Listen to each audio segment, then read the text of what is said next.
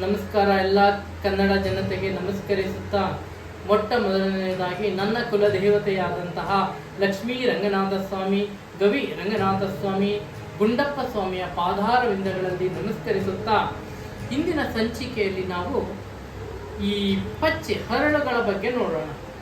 ಯಾವ ಹರಳು ಯಾರಿಗೆ ಉತ್ತಮ ಅನ್ನುವುದರಲ್ಲಿ ನಾವಿವತ್ತು ಮಿಥುನ ರಾಶಿ ಮತ್ತೆ ನಿಮಗೆ ಕನ್ಯಾ ರಾಶಿಯವರು ಯಾರು ಬುಧ ಅಧಿಪತ್ಯನಾಗಿರ್ತಕ್ಕಂಥದ್ರಿಂದ, ಬುಧ ಅಂದರೆ ಮರ್ಕ್ಯುರಿಯಲ್ಲಿ ನಾವು ಯಾವ ಪಚ್ಚೆಯನ್ನು ಹಾಕಬೇಕು ಅನ್ನೋದನ್ನ ತಿಳ್ಕೊಳ್ಳೋಣ. ಫಸ್ಟ್ ನೋಡಿ, ನಿಮಗೆ ಎಲ್ಲರಿಗೂ ಗೊತ್ತಿರುತ್ತೆ, ಯಾವುದೋ ಹೋಗ್ಬಿಟ್ಟು ಸುಮ್ಮನೆ ಯಾವುದೋ ಒಂದು ಹಾಕೊಂಡ್ಬರೋದು, ಎಲ್ಲ ಒಳ್ಳೇದಾಗುತ್ತೆ ಹರಳುಗಳು ಹಾಕೊಂಡ್ರೆ ಅಂತ ಒಂದು ಯಾವುದೋ ಒಂದು ಹೇಳಿರ್ತಾರೆ, ಇದು ಹಾಕೊಳ್ಳಿ ಒಳ್ಳೇದಾಗುತ್ತೆ, ಅದೆಲ್ಲ ಹಂಗೆ ಬರೋಲ್ಲ. ನಿಮ್ಮ ಲಗ್ನದ ಪ್ರಕಾರ ಹಾಕಿ, ರಾಶಿ ಪ್ರಕಾರ ನೀವು ಬೇಸಿಕ್ ಆಗಿ ತಿಳ್ಕೊಳ್ಳಿ.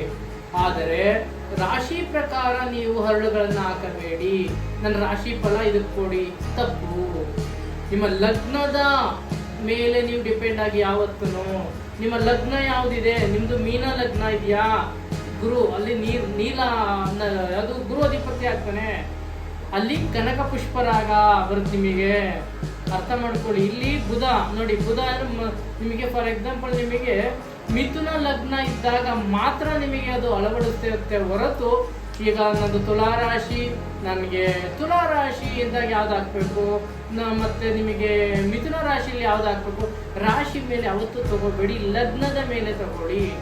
ಇವತ್ತು ಲಗ್ನದ ಬಗ್ಗೆ ನೋಡೋಣ, ಯಾವ ಲಗ್ನಕ್ಕೆ ಯಾವ್ದು ಹಾಕಬೇಕು ಅಂತ.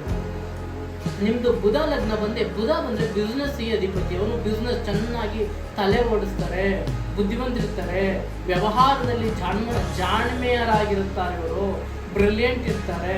ಇವರೆಲ್ಲ ತುಂಬಾ ಸ್ವಲ್ಪ ಶೆಲ್ಫಿಶ್ ಆದರೂ ಕೂಡ, ಸ್ವಲ್ಪ ಶೆಲ್ಫಿಶ್ ಅಂದ್ರೆ ದುರಾಸೆ ಜಾಸ್ತಿ, ಅವರಿಗೆ ದುಡ್ಡು ಜಾಸ್ತಿ ಮಾಡಬೇಕು, ಬೇಗ ಶಾರ್ಟ್ ಟರ್ಮಲ್ಲಿ ದುಡ್ಡು ಜಾಸ್ತಿ ಮಾಡಬೇಕು ಅನ್ನೋ ಭಾವನೆ ಇವರಲ್ಲಿ ಇರುತ್ತೆ.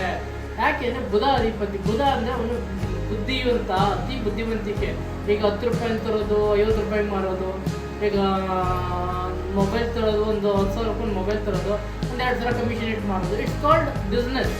ಇವರು ಬಿಸ್ನೆಸ್ಗೆ ತುಂಬಾ ಚೆನ್ನಾಗಿ ಒತ್ತನ್ನು ಕೊಡ್ತಾರೆ, ಮತ್ತೆ ಇವರು ಬಿಸ್ನೆಸ್ ಚೆನ್ನಾಗಿ ಕೈ ಹಿಡಿಯುತ್ತೆ ಕೂಡ. ಹಾಗಾಗಿ ಇವರು ಪಚ್ಚೆ ನೋಡಿ, ಇದನ್ನ ತೋರಿಸಿ, ಪಚ್ಚೆ ಅಂತ ಹೇಳ್ತೀವಿ ನೋಡಿ, ಗ್ರೀನ್ ಪಚ್ಚೆ.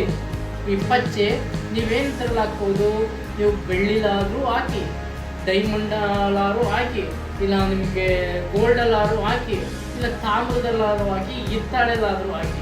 ಒಟ್ಟಿನಲ್ಲಿ ಪಚ್ಚೆ, ಗ್ರೀನ್, ಎಮರಾಲ್ಡ್ ಅಂತ ಕರಿತೀವಿ, ಇದಕ್ಕೆ ಎಮರಾಲ್ಡ್ ಅಂತ ಕರಿತೀವಿ. ಇದನ್ನ ಹಾಕುವುದರ ಸಂಕೇತ ನಿಮಗೆ ಬಿಸ್ನೆಸ್ನ ಚೆನ್ನಾಗಿ ಮಾಡಿಕೊಡುತ್ತಿದ್ದು, ನಿಮ್ಮ ಬಿಸ್ನೆಸ್ ಎಲ್ಲಿ ಹೋದ್ರೂ ಲಾಸ್ ಆಗಲ್ಲ, ನಿಮ್ಗೆ ಯಾವತ್ತೂ ತೊಂದರೆಗಳಾಗಲ್ಲ, ನಿಮ್ಮ ಬಿಸ್ನೆಸ್ ಚೆನ್ನಾಗಿ ಹೋಗುತ್ತೆ, ಮತ್ತೆ ಯಶಸ್ಸನ್ನು ತಂದುಕೊಡುತ್ತೆ. ಗ್ರೀನ್ ಏನು, ಗ್ರೀನ್ ನಿಮಗೆ ಯಶಸ್ಸನ್ನು ತಂದುಕೊಡುತ್ತೆ. ನಿಮ್ಗೆ ಎಲ್ಲಿ ಹೋದ್ರೂ ಅಡಚಣೆಗಳಾಗಲ್ಲ, ನಿಮ್ಗೆ ಎಲ್ಲಿ ಹೋದ್ರೂ ಯಾವುದೇ ತೊಂದರೆಗಳಾಗಲ್ಲ, ಎಲ್ಲಿ ಹೋದ್ರೂ ನಿಮ್ಮ ಕೆಲಸ ಹೂವು ಇರ್ತದಂಗೆ ಈಸಿಯಾಗಿ ಕೆಲಸ ಮುಗಿಸ್ಕೊಂಡು ಬಂದ್ಬಿಡ್ತೀರ. ಅದು ನಿಮ್ಮ ಕೈಲಿ ಇರಬೇಕು.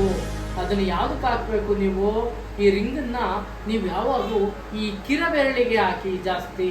ಯಾರು ಈ ಕಿರಬೆರಳಿದೆಯಲ್ಲ, ಈ ಬೆರಳಿಗೆ ನೀವು ಈ ಪಚ್ಚೆಯನ್ನು ಹಾಕಿ.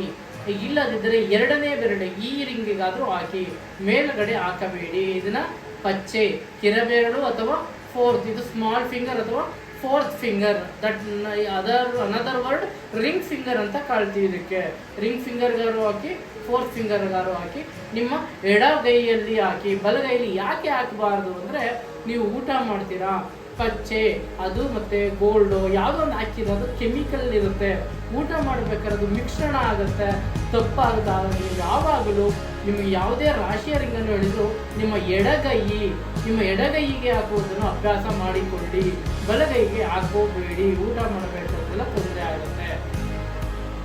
ಇದನ್ನ ಹಾಕಿಕೊಂಡ್ರೆ ನಿಮ್ಮ ಎಲ್ಲ ವಿದ್ಯೆ, ಬುದ್ಧಿ, ಶ್ರದ್ಧೆ, ಧೈರ್ಯ, ಸ್ಥೈರ್ಯ, ಕಾನ್ಸಂಟ್ರೇಷನ್ನು, ಡೆಡಿಕೇಶನ್ನು ಎಲ್ಲ ಕೂಡ ಹೆಚ್ಚಾಗುತ್ತೆ. ನಿಮಗೆ ನೀವು ಒಳ್ಳೆ ಧರ್ಮ ಮಾರ್ಗದಲ್ಲಿ ನಡೆದು ಒಳ್ಳೆ ಸಾಧಕರಾಗ್ತೀರಾ ಅಂತ ಹೇಳ್ತಾ ಇವತ್ತಿನ ಈ ಸಂಚಿಕೆ ನಾನು ಮುಗಿಸ್ತಾ ಇದ್ದೀನಿ. ನಮಸ್ಕಾರ.